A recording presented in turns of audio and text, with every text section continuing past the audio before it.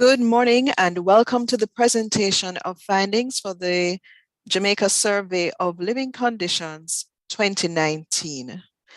A special welcome to any members of the media, any reporters who may be in our audience.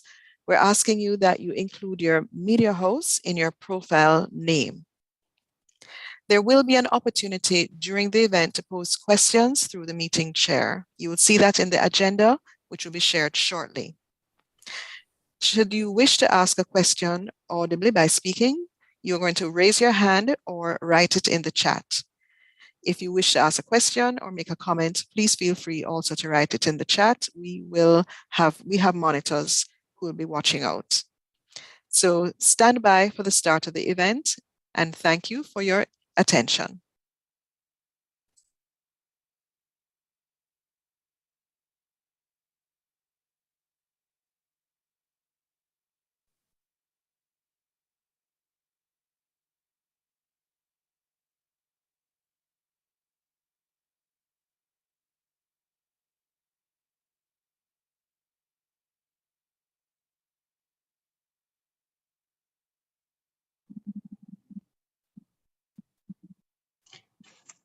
Good morning, everyone. My name is Rochelle White, and I will be your moderator for today's release of findings for the Jamaica Survey of Living Conditions 2019.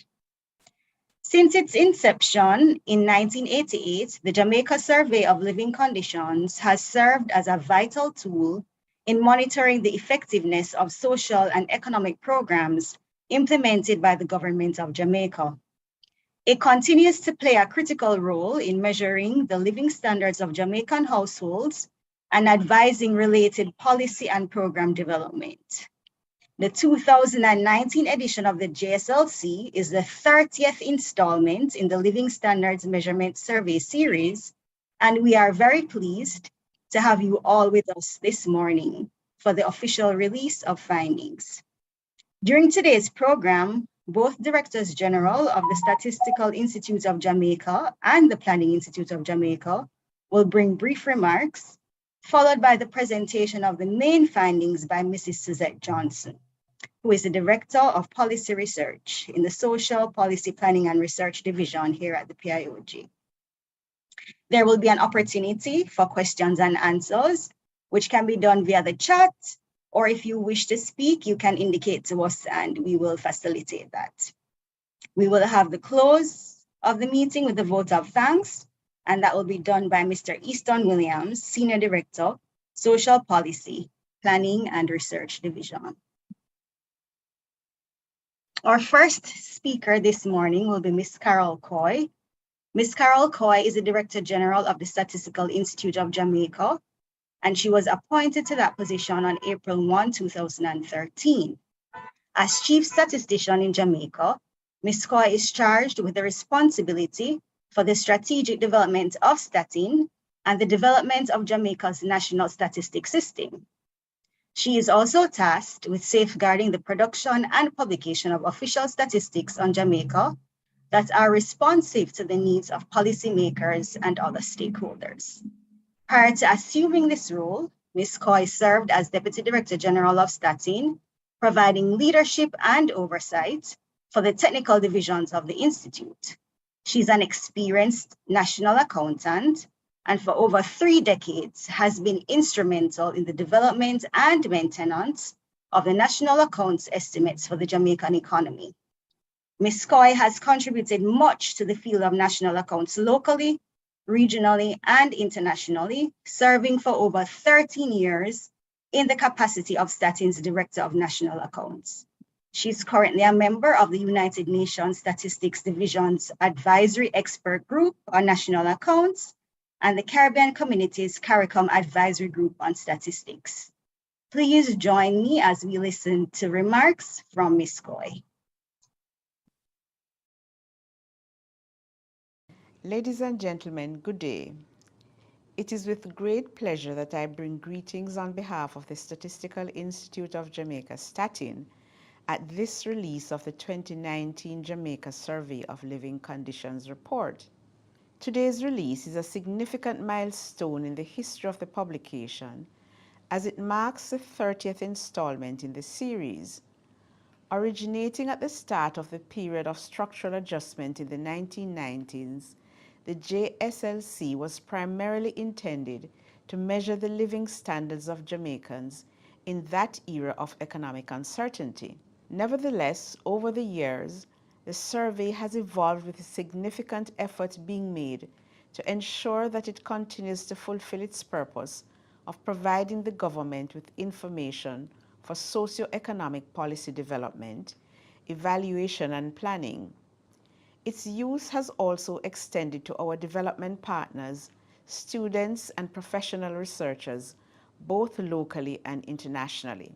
Undoubtedly, the JSLC has remained relevant and continues to provide reliable and valuable data on a comprehensive range of social indicators that encompass demographic characteristics, household consumption, health, education, social protection, and housing.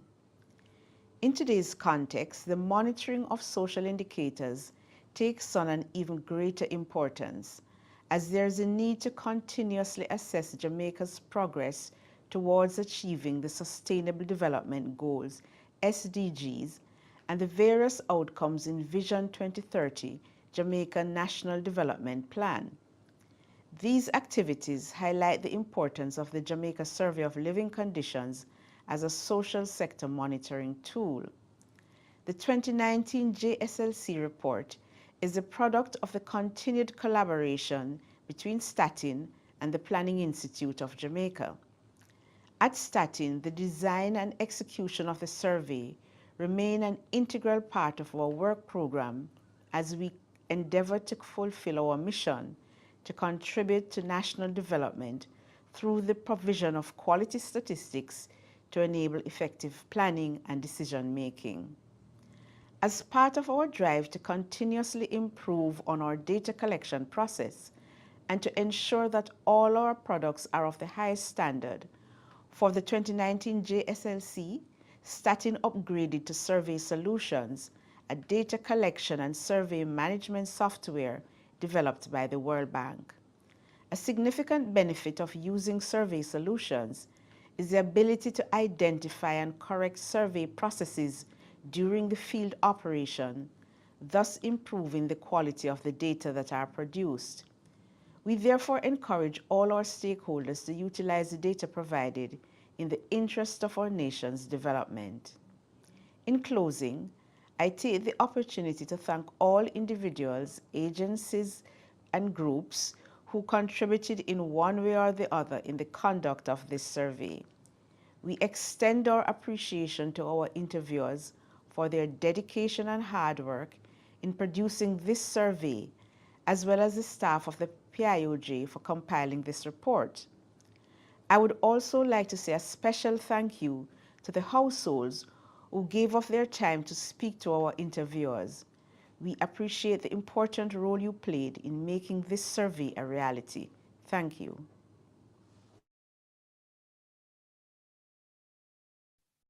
Thank you so much, Ms. Coy, for providing those remarks. We will now be hearing from Dr. Wayne Henry. On July 1, 2016, Dr. Wayne Henry assumed duties as Director General of the Planning Institute of Jamaica. Prior to joining the PIOJ, he spent 5 years as Vice President Government Affairs of the Scotiabank Group, served as Chief Technical Advisor to the Minister of Finance, as well as Special Advisor to the Minister of Agriculture. He previously worked as the World Bank representative in Jamaica and spent several years as a lecturer in economics at the University of the West Indies, Mona campus. He is currently chairman of the Jamaica Social Investment Fund, as well as the National Social Protection Committee. He's a member of the National Disaster Risk Management Council and the National Foreign Trade Council. He's a Justice of the Peace and a lay pastor in the Methodist Church in Jamaica. In August 2021, he was confirmed with the Order of Distinction in the rank of Commander class by the Government of Jamaica for outstanding public service in the development of Jamaica's sustainable development policies. He's married to Dr. Gail Webster, an ophthalmologist, and together they have a son, Joshua, and a daughter, Gabrielle. Dr. Henry, the floor is now yours to bring remarks. Thank you very much. Good morning, everyone. Since 1988, thousands of householders have participated in the Jamaica Survey of Living Conditions, the JSLC, willingly and consistently detailing information on the conditions under which they live. The information provided has spanned health status, consumption behavior, educational outcomes, experiences with different social protection programs, housing conditions, and interactions with children under their care. This has allowed the Statistical Institute of Jamaica, STATIN, and the Planning Institute of Jamaica, PIOJ, to jointly collate and communicate the social and economic changes that Jamaica has undergone. We continue to be deeply indebted to everyone who has provided information. Their participation has led to 30 years of useful data for guiding policy, monitoring progress, and continued evaluation of Jamaica's development process. Data from the Jamaica Survey of Living Conditions are used to inform several key policies and programs. The historical data available from the JSLC allow for a better understanding of how to effectively target households and institute measures for their betterment. The world has significantly changed since the fielding of the JSLC 2019 due to the onset of the COVID-19 pandemic in 2020. This means that the 2019 data will play an important role of baseline for the social indicators measured by the survey. The health, education, and early childhood development modules in particular will aid in establishing some of the direct effects of the pandemic when comparisons with subsequent years are made. In a more general way, data from the JSLC 2019 will help to determine how our current policies and programs should evolve in order to chart a path for Jamaica's economic and social recovery. The data will also be used to ensure that existing interventions are tailored accordingly and new ones are introduced wherever necessary to bolster progress and innovation. We encourage you, our stakeholders, policymakers, students, researchers, and members of the press and the public alike to explore the data and find ways to widen its scope of applicability beyond what is being presented here today. I would again like to thank and acknowledge the many households who continue to contribute to the wealth of data. We look forward to continued collaboration to improve social and economic outcomes for all, as we make Jamaica the place of choice to live, work, raise families, and do business. Thank you. God bless you. Thank you so much, Dr. Henry. The main findings that we're all here to hear will be delivered by Mrs. Suzette Johnson, who is the Director of Policy Research within the Social Policy Planning and Research Division of the Planning Institute of Jamaica. Mrs. Johnson has been with the PIOJ for over 13 years and is responsible for producing socioeconomic research in important areas affecting Jamaica's development to inform and guide policy. She's also an experienced educator and program manager and has also served the PIOJ in the capacity of project coordinator with the Community Renewal Program. Please help me welcome Mrs. Suzette Johnson as she presents the main findings of the Jamaica Survey of Living Conditions for 2019. Thank you, Rochelle. Thank you everyone for joining us this morning as we share with you the findings of the Jamaica Survey of Living Conditions conducted in 2019. As was said before, since 1988, we have been using the JSLC's rich data to guide our policies and our programs for monitoring the social progress of Jamaicans. And the 2019 report marks the 30th edition in the series. Now, 2019 is forever in our minds as the year the world discovered the novel coronavirus 19 disease. It spread so rapidly around the world that after being discovered in December 2019, by January 2020, the World Health Organization declared COVID-19 a pandemic. We here in Jamaica saw our first case in March 2020. So the findings that we will be sharing today will give some insight into the living conditions in Jamaica prior to COVID-19. The survey is the result of collaboration with the Statistical Institute of Jamaica, which designs the survey and collects the data. Data collection started in May 2019 and lasted for 9 months. The sample included 6,551 individuals from over 2,300 households. The Planning Institute of Jamaica analyzes the data and undertakes an extensive process of review in preparing the report. Today, I'll be sharing the main findings from the 7 modules that are covered in the survey. Comparisons are mainly between 2019 and 2018, and in some cases with 2017. A longer period of analysis is not possible at this time, as in 2018, in an effort to improve data collection quality, Statin modified the sampling design and weighting methodology. This does not allow for direct comparison with previous years, but once we have done the revisions, we will be sharing the data with you. The demographic characteristics module looks at the structure and the distribution of the population and the characteristics of the Jamaican household. One of the main features we observed is the continued decline in the average household size. In 2019, the mean household size was 2.7, a decline from 3.0 in 2017. The decline in female-headed household over the 3-year period was more marked than in male-headed households. Female-headed households traditionally comprise a larger number of children and other female members than households headed by males. Consistent with the decline in average household size was a 5.4 percentage point increase in the proportion of households with 1 to 3 members. It increased to 71.9% compared with 66.5% in 2017. Single member households continue to account for the largest share of all household sizes, and there was an increase in 2019.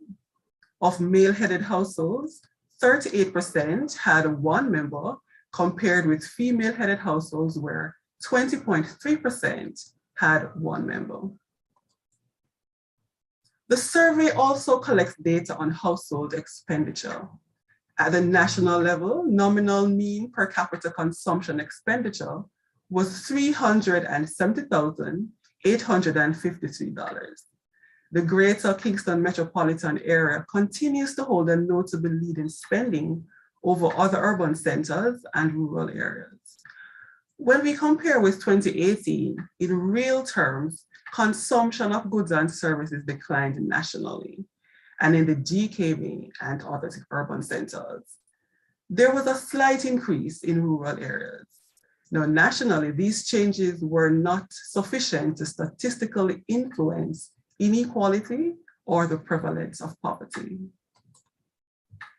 Inequality, as measured by the Gini coefficient, was 0.3671 compared with 0.3615 in 2018, which was relatively unchanged.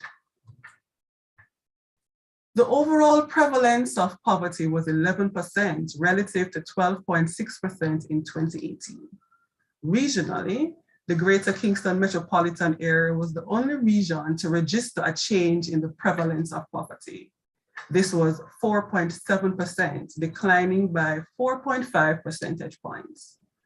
The prevalence of poverty in the other urban centers was 13.4%, and in rural areas, 14.2%.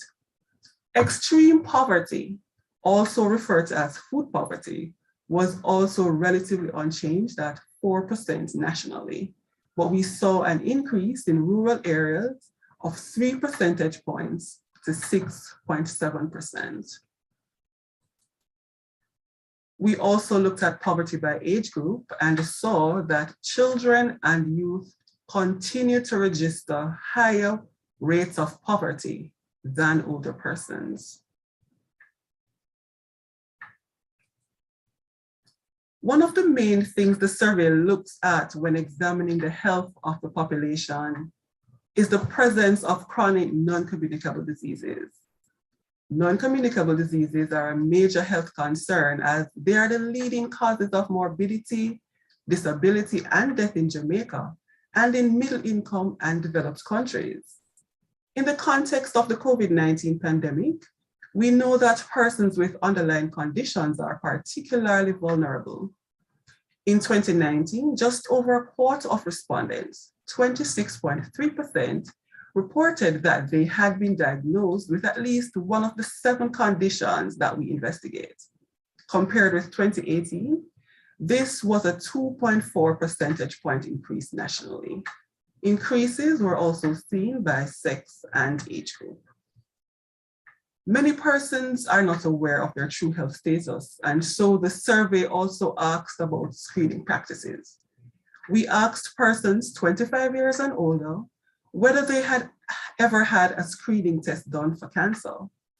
These screening tests included a pap smear, breast examination by a health professional, and a rectal prostate exam, also a prostate-specific antigen blood screening test.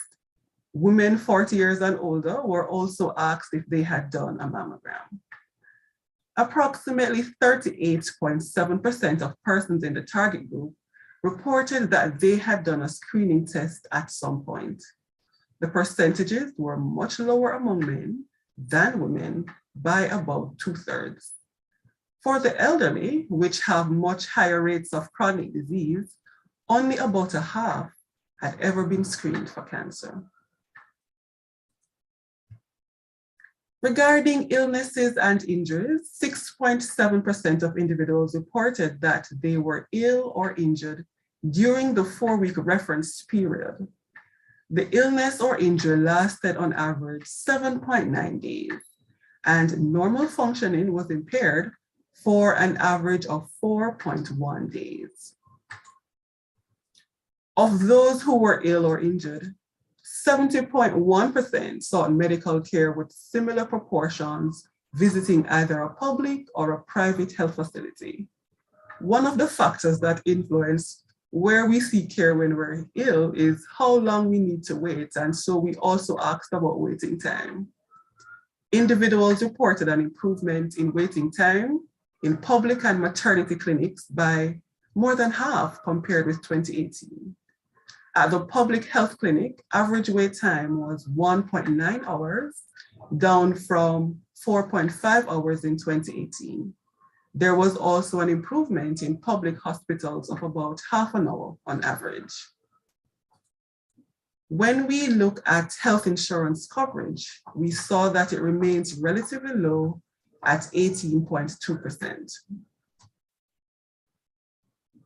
We are now taking a look at the school-age population. Gross enrollment has been consistently high at the early childhood level up to grade 11. In 2019, enrollment at these levels was over 97%. For the older age groups, overall enrollment was similar to 2018. For those 17 to 18 years, gross enrollment was 66.6%. And for those 19 to 24 years, enrollment was 16.3%. By socioeconomic status, when we compare with 2018, we saw declines and increases in enrollment across quintile. But what remains consistent is the higher level of enrollment in quintile 5 relative to other quintiles. The survey also examines the educational attainment of persons 14 years and older who are not enrolled in an educational institution. Compared with 2018, the proportion of these persons with no form of examination passed and those with some form of skills training remained relatively unchanged. In 2019, 60.9% had no examination passes. 54.5% of females and 67.6% of males. 21% had at some point been enrolled in a skills training program, 25% of females and 16.6% of males. The Early Childhood Development module explores key factors within the living environment and the interactions that influence the development of children 0 to 8 years old. Some of that information relate to the stimulating activities and stimulating materials that are within the home. The results observed in 2019 were similar to what we saw in 2018 and 2017. Generally, the majority of children was engaged in some stimulating activity with an adult during the month preceding the survey. The most common activity was playing games with 86.3% of children. Adults also sang songs and read and showed books to similar proportions of children, 81.2% and 80.6% respectively. Approximately 7 in every 10 children were provided with books other than school books. Other common materials were toys that teach numbers and toys that teach colors, shapes, and sizes. In relation to disciplinary approaches, the method most commonly practiced continues to be corporal punishment. However, compared with 2018, we observe an increase among non-corporal punishment methods. The most common approach was talking with the child about why their action was wrong. This increased by 7.8 percentage points. For psychologically aggressive methods, the most common was quarreling and shouting, which increased by 6.3 percentage points. Within the context of remote learning and working from home, it is particularly relevant to examine access to information and communication technologies. In 2019, 38.8% of households reported having a working computer, whether it was a desktop, a laptop, or a tablet, and 73.9% had access to the internet. Larger proportions of female-headed households had a computer and internet access, and this was within 10 percentage points of male-headed households. By consumption status, the disparity was much greater. 14.6% of households in the poorest quintile reported that they had a working computer, compared with 51.5% in quintile 5. 56.8% of quintile 1 households had access to the internet, relative to 81.1% in quintile 5. Overall, while the proportion of households with ownership of a device was similar to 2018, we saw an increase in the proportion with access to the internet, an increase of 9 percentage points.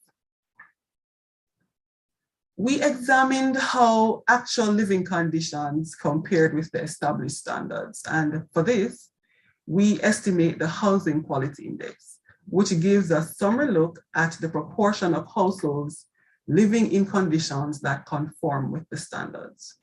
Compared with 2017 and 2018, the HQI has been relatively stable.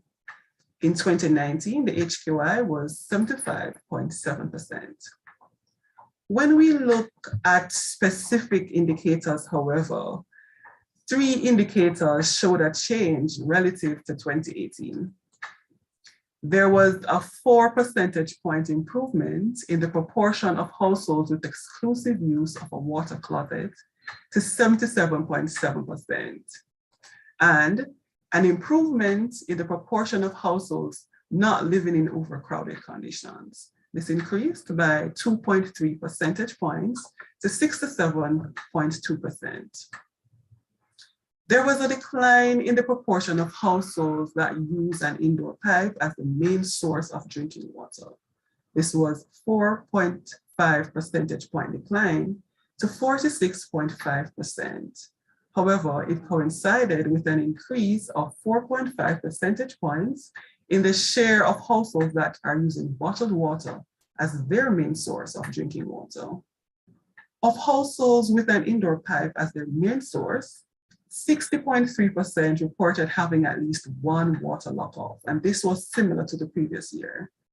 However, there was an increase in the number of lockoffs by on average 3 to 10.6 during the 30-day period, reference period.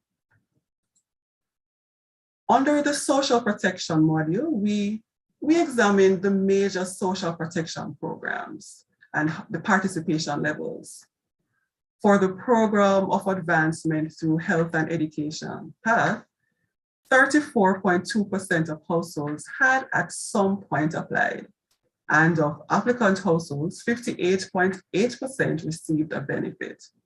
Registration to the National Insurance Scheme showed some improvement. For the National Health Fund and the Jamaica Drug for the Elderly program, registration remains low, despite the opportunity to supplement the cost for medication. The survey also looked and asked households if they had access to or could afford adequate, safe, and nutritious food. 62% of households reported that they generally had sufficient food. A significant proportion of households indicated that their main livelihoods was either insufficient, unreliable, or provided only for their basic needs. In summary, the average household size continues to decline. There was an overall decline in consumption relative to 2018. However, it was not significantly affect the prevalence of poverty or inequality nationally, as those indicators remain relatively similar to 2018. Although inequality was similar at the national level, it was observed at finer levels of disaggregation. So for example, the prevalence of rural poverty remained the highest, with an increase seen in food poverty. Access to improved drinking water sources, reliable garbage disposal, and information and communication technologies also remain deficits in rural areas.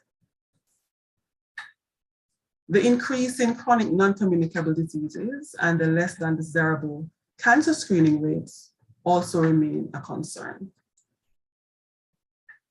The persistently low rates of insurance coverage and low registration on social protection facilities, such as the National Health Fund and the Jamaica Drug for the Elderly program, suggest a gap in individuals' ability to cushion immediate demands to cover healthcare.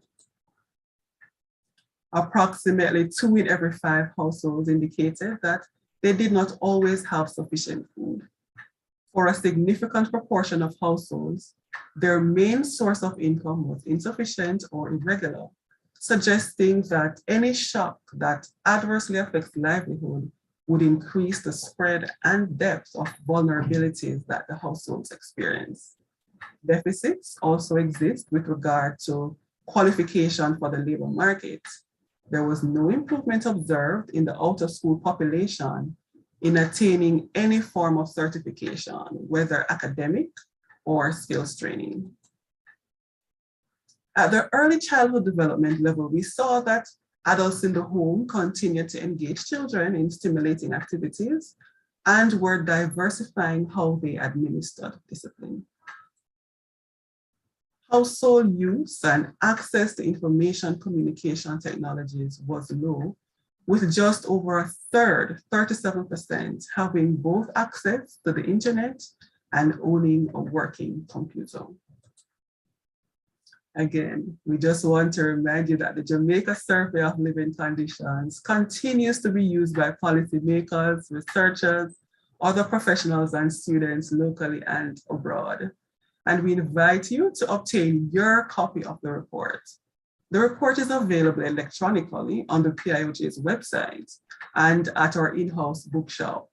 The dataset is also available to you for further research, and you may access it through the University of West Indies Derrick Gordon Databank. Thank you. Thank you so much, Suzette, for a comprehensive presentation. The floor is now open for questions. I note a comment from Dr. Black in the chat. Thank you on behalf of Team PIOJ and Statin for your commendation. And I gather you have a question as well. Yes, thank you. I actually wanted to have typed the entire question in rather than speak, but I want to just comment again. I want to just confirm what's the certification, what's the rate among the prime working age population, persons without certification. Suzette, do you want to take that question?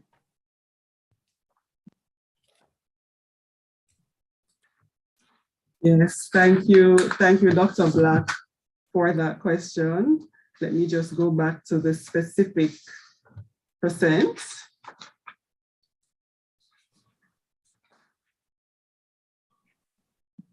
We could take another question while I find it, when I go back to the percent. Okay? Sure. I note also the Early Childhood Commission indicating their thanks as well to the team. Are there any other questions?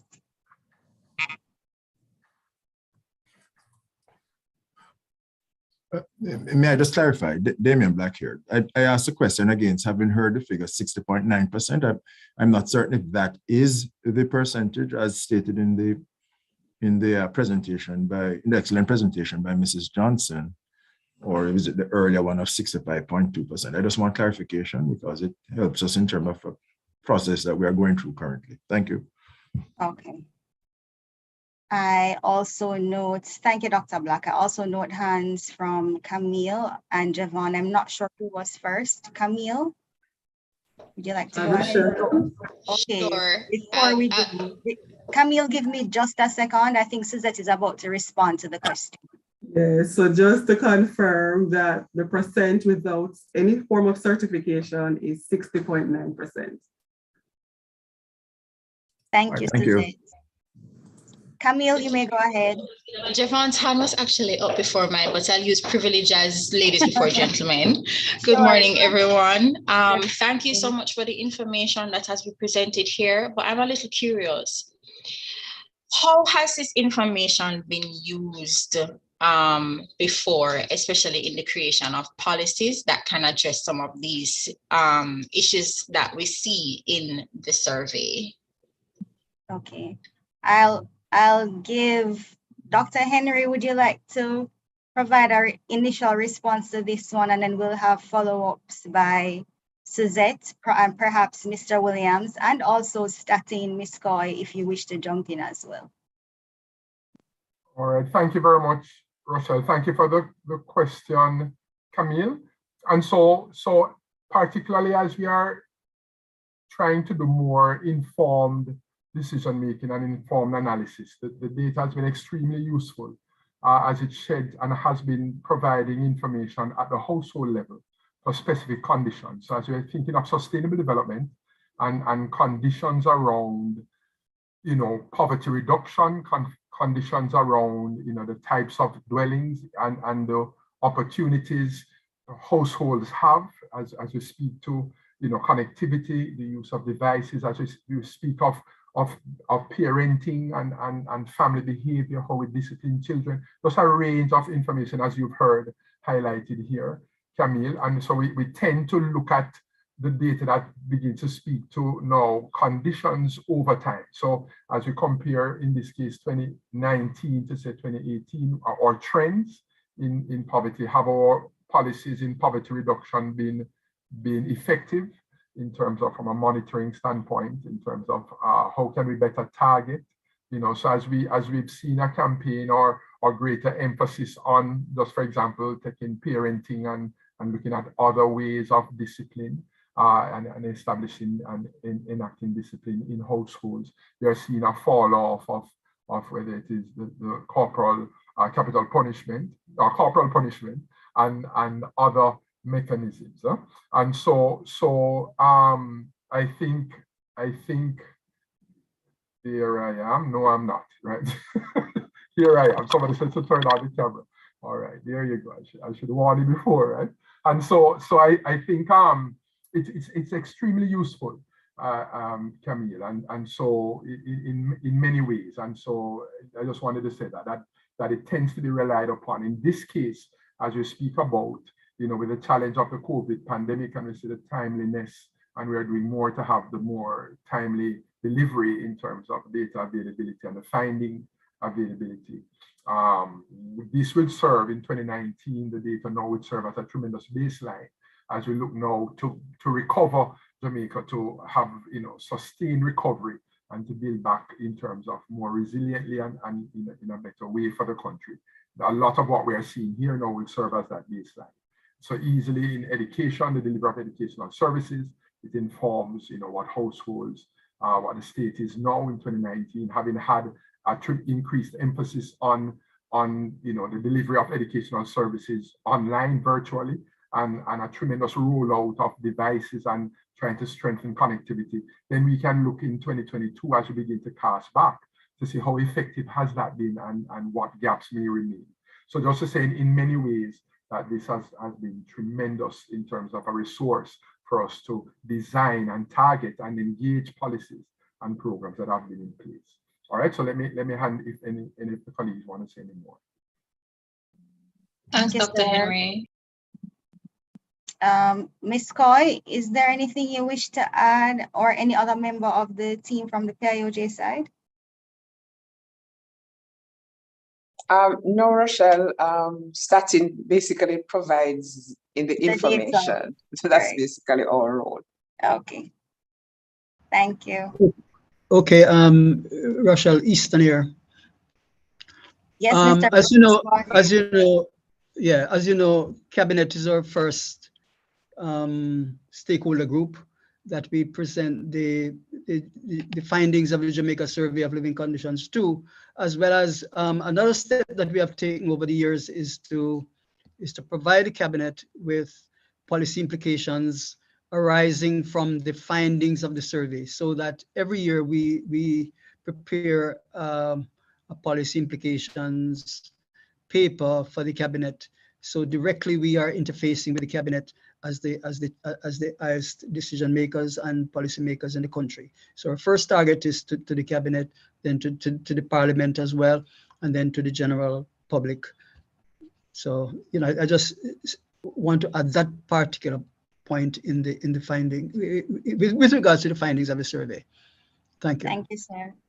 I see also Philippa Livingston indicating that the Ministry of Education's Planning Division also uses the information as a resource.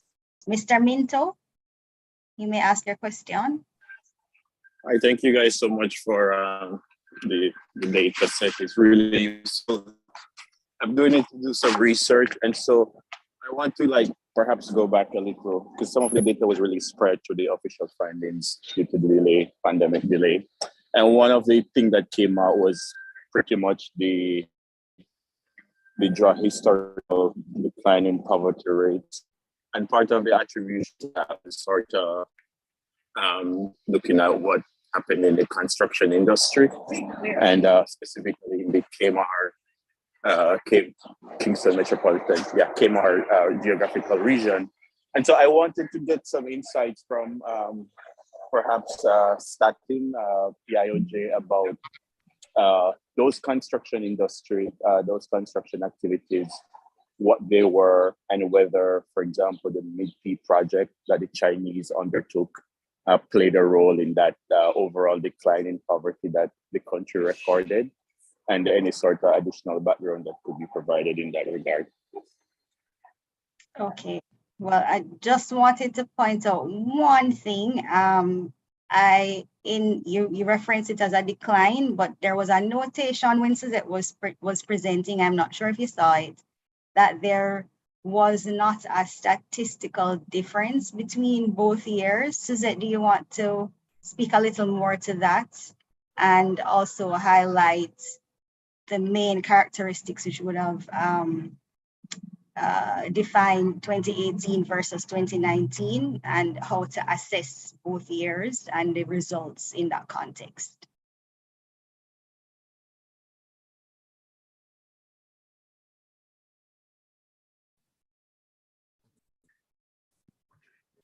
Thank you, Rochelle. Thank you for the question as well. So yes, you said it correctly. You would have noted that there was a decline noted only in the GKMA, but when we did our statistical checks, they were relatively the same for national estimates, as well as the estimates in other urban centers and rural areas. Now, when we had presented the 2018 rates, we had noted that there were significant positive things happening in the Jamaican economy that would have led to that significant decline from a 19.3% in 2017 to the 12.6 that we saw in 2018. But things have remained pretty stable since then. Before I move on, though, I'd like to go back to a question that Dr. Damien Black asked earlier about the non-certification among persons. Now, the estimate I provided was for the 14 plus age group, but I think he asked about the prime working age group, and that proportion is actually 65.2% for the prime working age group.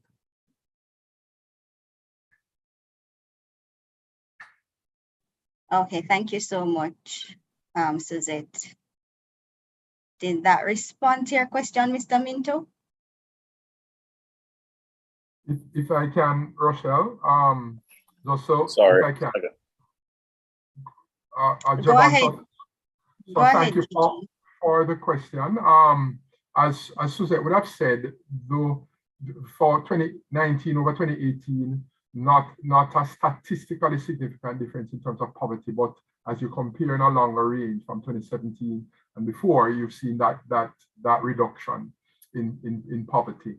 And as Suzette implied, we would have expounded a bit in our 2018 report, and quite a bit that would have happened. So we'd have seen over the last easily, say, 5-7 years, a spate of job creation with some record low unemployment levels. And we'd have been reporting on that over time. Starting would have been capturing those numbers. We'd have seen remittance flows, very robust remittance flows into Jamaica, which interestingly were sustained through the pandemic. And some people thought, we thought anecdotally that you'd see a fall off, but really we saw a real pickup in terms of remittance flows, very robust.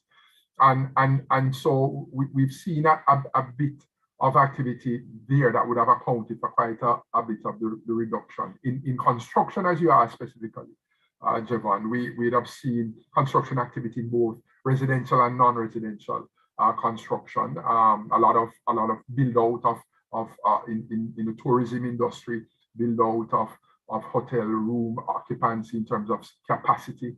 Quite a bit happening, and also in the residential spaces. So there was a bit. I'll allow if other colleagues that also want to say some of what they've been seeing, but just to say yes, we would have expounded quite a bit of what would have accounted for some of that decline. All right, thank you. And just to add to that, Javon, go ahead. Yeah, I perhaps wanted to maybe ask a follow-up just to refocus the question. I want to ask specifically if, for example, the mid-peak construction projects undertaken by the Chinese firm, if you were able to capture in this survey any sort of significant impact on employment increases or poverty reduction activities, household income generation, etc. Oh, okay. Well, the questions you're asking, we would tend to reflect that data more in our quarterly assessments of the economy, where we would be looking at performance or projections, and then Statin does the actual results that looks at the performance of the various industries. So there is some in terms of the Jamaica Survey of Living Conditions. I'll allow Suzette to just indicate the areas which are assessed, but the questions you're asking with respect to employment, Statin does the labor force survey, which speaks to those issues directly, and also the official estimates with respect to GDP that looks at the performance of the various industries. So those things would have an impact on the social outcomes, but in a more indirect way. Suzette, sorry, is there anything you want to add? No, but just to restate that because the survey is fielded island-wide and we try to get a representative sample within each of the areas across. And of course, Statin is here. They can speak more about how they sample and not be zooming in on a specific project. Right. And it's on the economy for the purposes of the Jamaica Survey of Living Conditions. Ms. Coy, would you or any other member of your team wish to add anything in response to that particular question?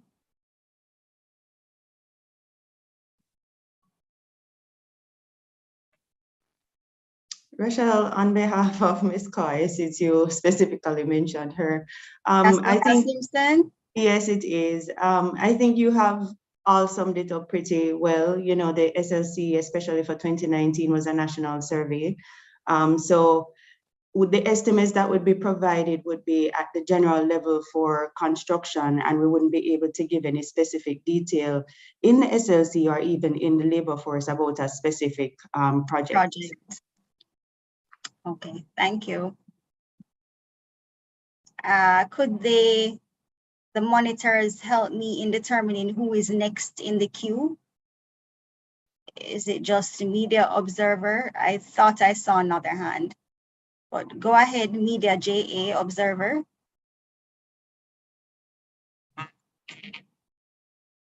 Hi, good morning. Can you hear me? Yes, we're hearing you. Just to try to get some a perspective on how the government planners are seeing probably the most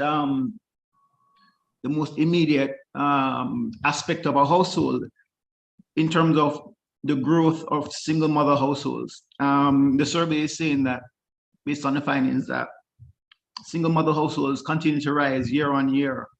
And the question is, I mean, I really don't know why that's happening, because it makes no sense, actually. But is the PIOJ or Statin concerned about the growth of this phenomena that seems to just not end? But the real question is whether the growth of single mother household, from a planning perspective, if the planners, if the PIOJ Statin is concerned that the growth will impoverish the island, because you know, two breadwinners, of course, are better than one, because I mean, it seems to me that simple math, if you have two breadwinners in the household, the average household income is going to double. It's going to grow. So I'm just trying to get at how planners are viewing this, because certainly within 2020, based on the growth that we're seeing in year on year, it seems as if right now there's probably 40% of households are single mothers.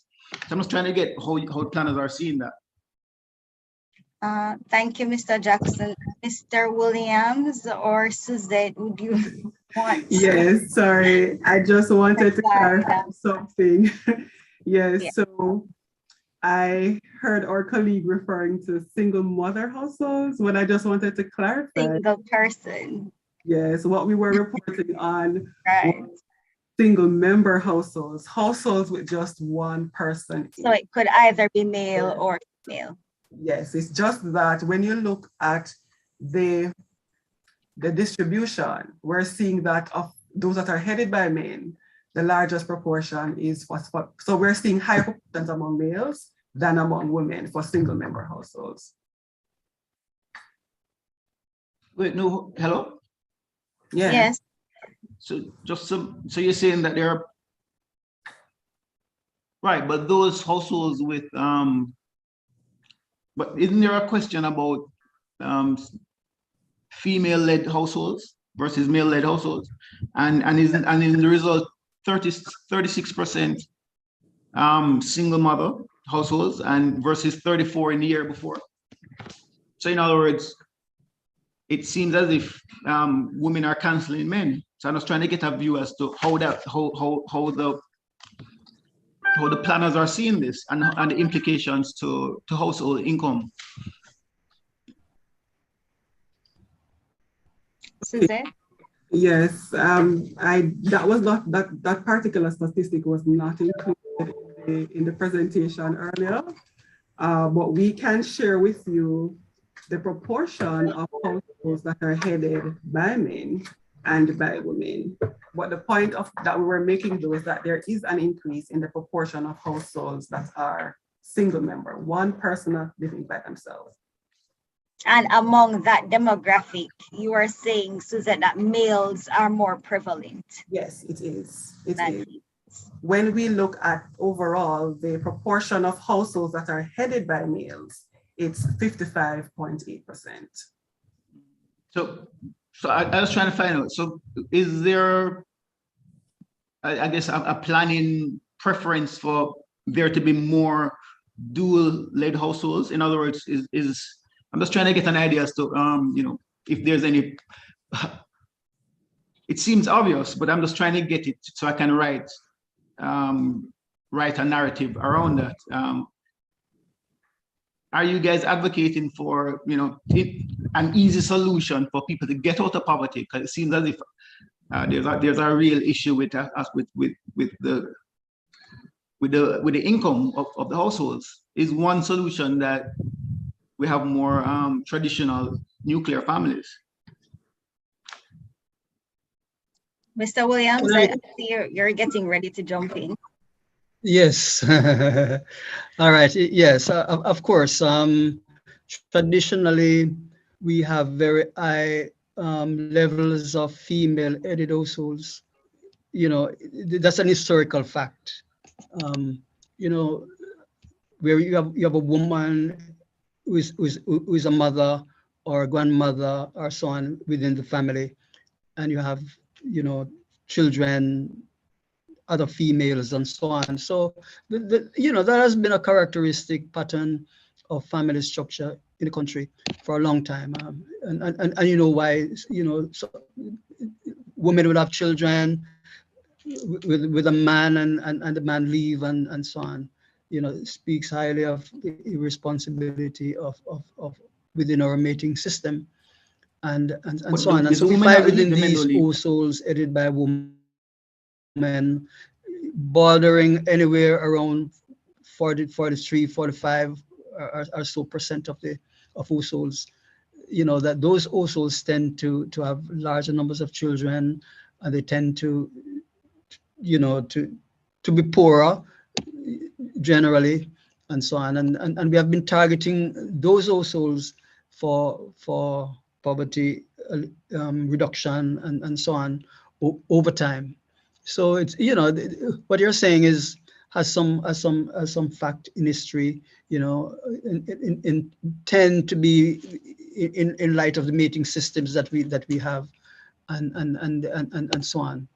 And so it's really an area where we have been targeting over the years to assist women, you know, to cope better with their conditions as they see it. And again, you know, the mix of female-headed households are wide-ranging. You know, sometimes you have male visiting but not resident. You know, so it's really a complex reality if you look at the details of female-headed households. And sometimes even within male-headed households, I mean, within households that have a male spouse, you know, whoever reporting, say like the man or the woman would say the woman heads the household, but that would be still a very small proportion of those households, where you have a male partner, and yet the household is reported that it's headed by a woman, you know, the mother and so on. So, you know, that's just the reality that we have. Thank you.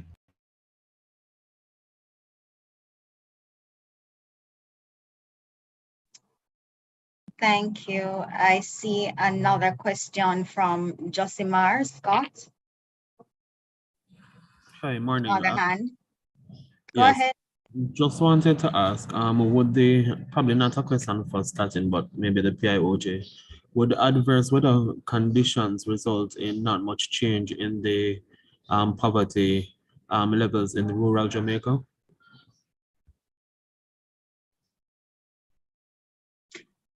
I mean, it could be a factor, but opining on, usually the data is presented and then, there's an examination of what took place, what are the main factors which occurred during a particular year, which could explain the results. You're asking if adverse weather conditions could be a factor in why. Could you go again? You're asking if adverse weather conditions could be a factor in why poverty in the rural areas was not as high? If I can, Rochelle, so Josimar, thank you for the question. You're implying that, of course, in terms of largely the agricultural outturn. Because, indeed. Yeah, and so yes, and so typically that's what we find. We've had, and we'd have to be reminded in terms of 2019 over the review period, we'd have had maybe some adverse weather events, drought, maybe some flood events, some flooding, and we found that there's a high sensitivity in terms of outturn. There's a strong sensitivity, particularly for the agricultural sector, agriculture and fisheries. And because of the prevalence in more rural spaces for that particular industry. So you're in correct. So we can, as Rochelle said, we typically examine and see some of the specific conditions, but typically that's what we found. And that speaks to the high degree of vulnerability for the country in terms of the climate events, that we've had spades of drought, followed by periods of flooding, and so we've seen, and we have a number of initiatives, again, at the policy level to build resilience and to try to mitigate against these. But thank you for that. Okay, just a follow up on that. Would there have been any other factors that would have contributed to poverty levels remaining relatively the same within the rural area? You would want to, we would have to, and I'm sure we have, would say in terms of some analysis, you do find in terms of spatial disparities that we continue to promote and do more for rural development, because we've seen, areas of disparity between urban and rural spaces. And so while we've seen for the country a number of jobs created throughout the island over the period, as you said, the 5 to 7 year period, we've found a number of that to be in more urban settings. We know for the tourism industry, in some of those areas, you're seeing a number of tourism contributes very strongly, also significantly to the job creation effort. But we do need more in terms of, particularly as we think of infrastructure and building out of rural spaces. And so that continues, as you said, to be something that you've heard being articulated in a greater way because of some of the projects coming on stream. A lot of our infrastructure build out as a country does help in terms of bringing further development in rural spaces. But that traditional disparity between urban and rural spaces has been a factor. And I think we've been trying to do more to have more targeted rural development efforts. So you are correct. And thank you, sir. And just to add that further details can be found in the publication. So we're inviting persons to access it via our website. Jonique, based on the time, you have the privilege of having the final question. Please go ahead. Good morning. Thanks, Rochelle. So my question is asking for more like an outlook. So the World Bank have projected that they're expecting poverty to actually decrease by 2.9%. So my question is, with all that's happening in Jamaica, given that we're having contractionary both fiscal and monetary policy, as well as the fact that there's the war and it's impacting us, this is for Statin and maybe Dr. Henry. What do you think our projections is looking like? Do you think it will be in line with these world projections of the decrease, the 2.9 reduction? What do you think it's looking like based on the indicators that we use? Thank you, Janique. I know I can respond by indicating that Statin will not be giving you an opinion on that. DG, do you wish to give any general comments on what we're seeing with respect to just generally? We also not make projections with respect to poverty either, but so it's a we would have more to say as we look in terms of outlook, as conditions continue to unfold. We anticipated that with the onset of the pandemic, the COVID-19 pandemic, Jenny, that you would have seen general conditions. It's been in many senses a challenging time to overall development progress. And so if you think of issues like learning loss, you think of where we've had in some cases job loss globally, and the conditions that tended to prevail over the last 2 years, 2 years and a little bit. Then particularly with the measures that we have had to put in place globally to combat the pandemic, the restriction of people movement would have been hard, would have had a significant impact, particularly on small enterprises, MSMEs, which would, in a country like Jamaica, that would rely heavily on people movement, particularly for tourism-dependent countries like Jamaica, a lot of our countries in the Caribbean region and elsewhere. So we've seen that, and we've highlighted the fallout because of that. As we had put in place, and the government has put in place measures to treat with it, whether mitigation through the care programs and social enhanced social protection, all these measures, we would still have to do those assessments to see what the overall impact would be, and then begin to project. Obviously, Janique, you're looking at new issues, the Russia-Ukraine crisis. You're looking at a general spate of, as you've spoken of, contractionary policy in light of some of what we've been seeing globally with the inflationary impulses. And so we'll have to assess, and which we are doing, a continued assessment on that to give a more sort of fulsome outlook. So it's something we a lot of activity on the way in terms of treating with the learning loss, in terms of the educational fallout, in terms of regaining and resuscitating a lot of our jobs. And we're seeing where, in terms of starting as reported, employment numbers picking up again, and unemployment falling again. We've seen some record low levels coming back. And again, so some more build out there, but it's something that we continue to look at because of the critical importance and priority that we have on poverty alleviation, poverty reduction. All right, so it's something that we would continue to report on and be able to give you some more details on our outlook in terms of development and poverty improvement. Thank you so much, DG, and thanks to Janique for the question.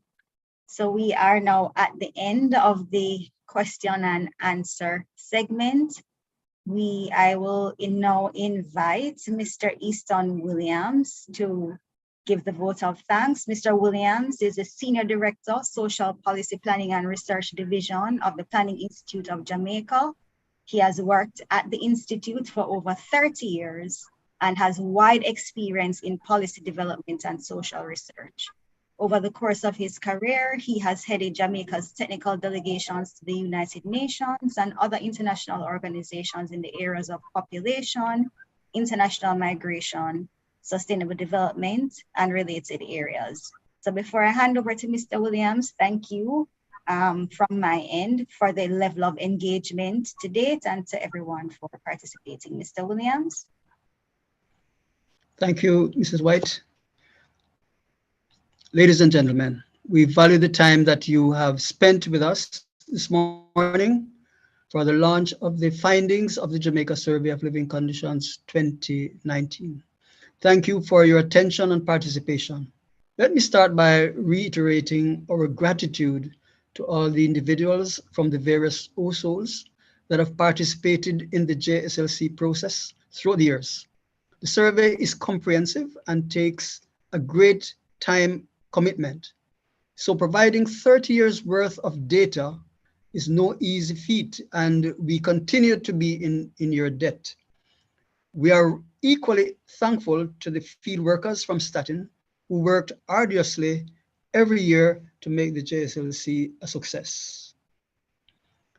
Taking the JSLC from its planning stages to the actual publication of the report involves the work and collaboration of many individuals from various ministries, agencies, departments, and institutions. My heartfelt thanks go out to the team from Staten, the PIOJ, and the JSLC Steering Committee for your contributions.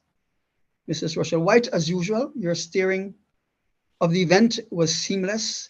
Thank you. To the Director General from the PIOJ and Staten, you continue to steer the partnership that leads to the annual success of the JSLC.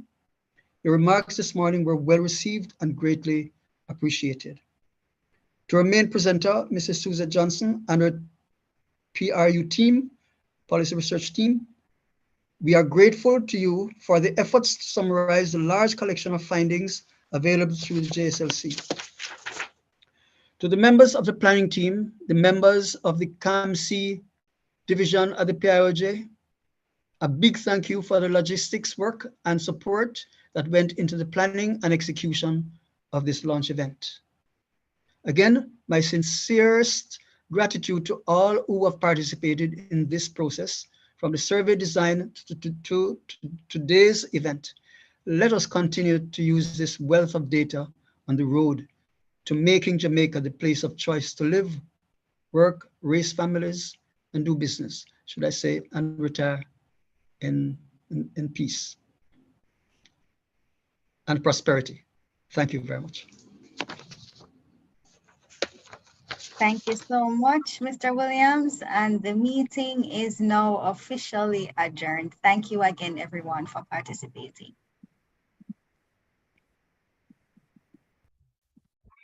The recording has stopped.